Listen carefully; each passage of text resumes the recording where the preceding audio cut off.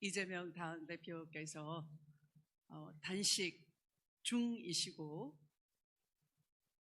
구국을 위한 비상한 결단을 하셨고 또 목숨을 거신 치열한 투쟁 중이십니다. 그래서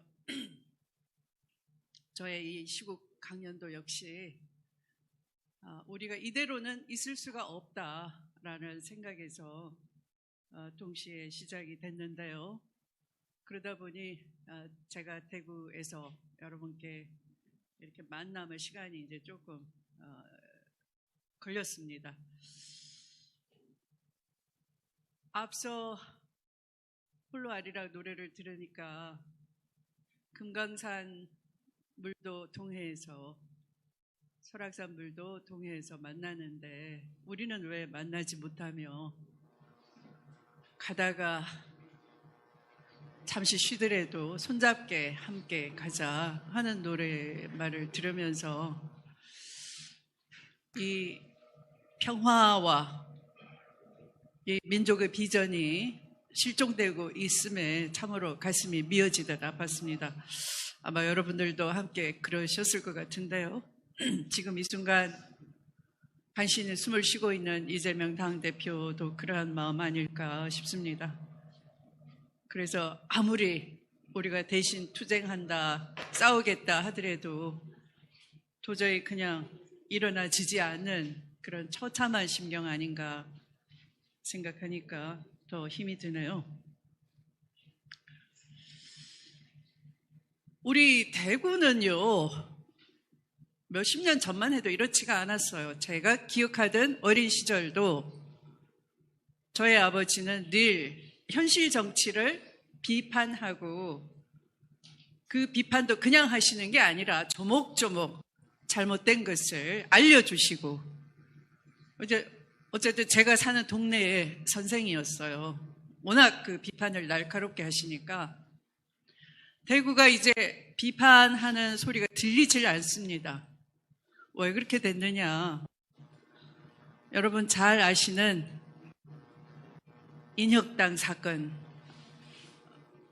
시발로 한 재갈 물리기 공포정치 때문이었고요. 그 전에는 대구는 이 조선의 모스크바라고 할 정도로 당시의 나라 찾기 위한 사상으로서 사회주의 사상이 팽배해 있던 지식의 도시, 지성의 도시였어요. 사회주의 그러면 우리는 치를 떱니다. 빨간 물이 들까봐 공포를 느낍니다. 그렇게 세뇌가 돼 있는 거지요.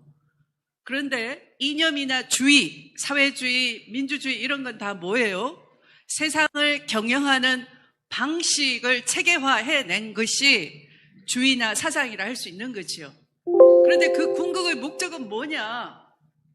어떤 사상이 더 인간의 궁극적인 해방을 가져오는데 유용한가? 인간이 과학적으로, 이성적으로, 합리적으로 질문하고 거기서 해답을 얻고 그것을 축적시킨 것이 바로 그런 이데올로기, 이념주의거든요. 그런데 그 사상과 이념은 시대 환경에 따라서 숙성되기도 하고 또 다시 비판을 받고 사라지기도 하고 또 새로운 사상이 생기기도 하고 하는 거예요. 왜?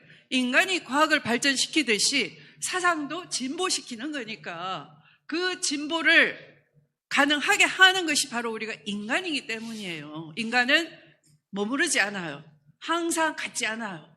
어제의 제가 오늘이 제가 아니에요. 어제 그 비오는 촛불 광장에서 포효를 하던 제가 어제 봤습니다 그러지만 오늘 이 순간 어제의 그 추미애는 오늘의 이 추미애하고 같지가 않아요. 내려오면서 좀 더 생각을 했거든요. 우리 대구의 시민들을 어떻게 하면 일깨울 수 있을 것인가. 공산 전체주의 세력이라고 하는 저 반등신 진짜 전체주의를 물리치기 위해서 우리는 어떻게 생각을 해야 되느냐를 내려오면서 생각하고 또 생각했거든요. 그러니까 어제 그 광장의 추미애는 오늘 이 순간에 저 추미애가 아니에요. 그때 1920년대 독립만세 부르고 20년대 사회주의가 우리나라를 일제히 압제해서 해방시켜 줄 것이다 라고 그 시대의 지식인들이 생각했거든요. 그때의 사회주의와 그 사회주의를 이용해서 공산 독재 체제를 수립한 김일성주의하고 다르거든요. 인간은 무슨 동물이라고요? 사회적 동물. 그러면 사회적을 빼버리면 인간은 뭐예요? 동물이죠, 그냥. 동물과 다를 바가 없어요. 사회적인 생각을 안 하면. 함께 살기 위해서 사회적인 생각을 하는 수 없이 해야 되는, 그것이 내 마음대로 할 수가 없는, 옆 사람 눈치도 봐야 되고, 더 나아가서 적극적으로 옆 사람을 배려해주고 옆 사람과 교감하고 사랑을 나누고 소통하고 그렇게 할 줄 아는 게 인간이거든요. 그걸 줄여서 사회적, 그것을 운영 방식으로 체계화한 것이 사회주의예요. 사회주의 장점이 분명히 있는 거죠.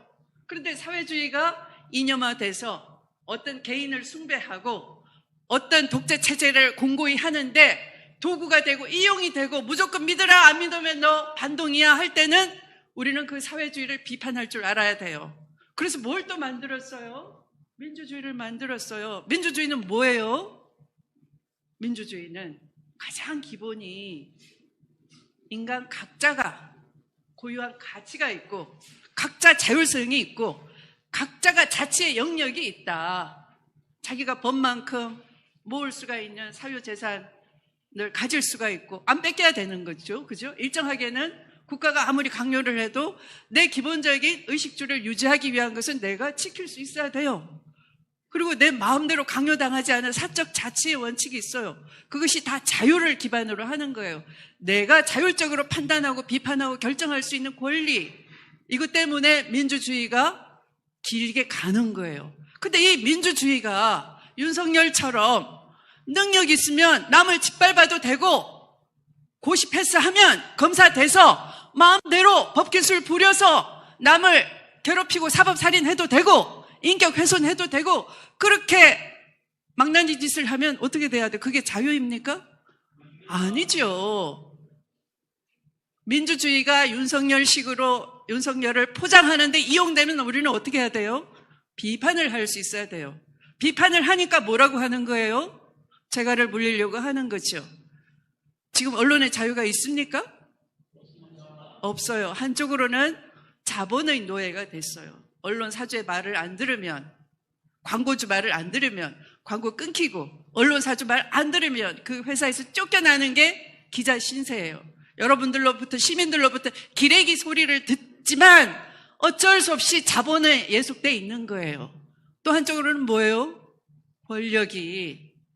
권력이 마음에 안 드는 소리 하면은 뉴스타파처럼 되는 거죠. 뉴스타파가 뭘 잘못했어요? 대장동 발단이 부산저축은행 돈이 대장동 땅 초기 자금에 투입이 됐다라는 거예요. 그러면 그 부산저축은행 돈은 그렇게 불법 대출돼서 땅 투기하는데 들어가면 안 되게 돼 있단 말이에요. 그 자체가 불법이에요. 그 당시에 왜 수사 안 했냐? 그때 수사 책임자 누구냐? 알고 봤더니 윤석열이었더라. 그때 윤석열을 잘 아는 변호사가 박영수였더라. 부산저축은행의 로비스트 조우영이 박영수 변호사를 선임한 배경은 김만배가 돈을 받고 소개비를 받고 연결을 해줬더라. 왜 연결을 해줬어요? 박영수하고 윤석열하고 절친이니까. 그러면 핵심은 뭐예요? 수사무마를 했다라는 것이 핵심인데 커피를 조우영한테 누가 타줬느냐? 윤석열이 안 타주고 박검사가 타줬다. 그러니까 가짜뉴스다. 그러니까 선거 사흘 앞두고 이게 선거 공작이다. 여기에 야당이 개입됐다. 이게 할 소리입니까? 네? 여기에 넘어갈 대구 사람 있어요? 있다면서 저 밖에 나가면. 아이고 바보들.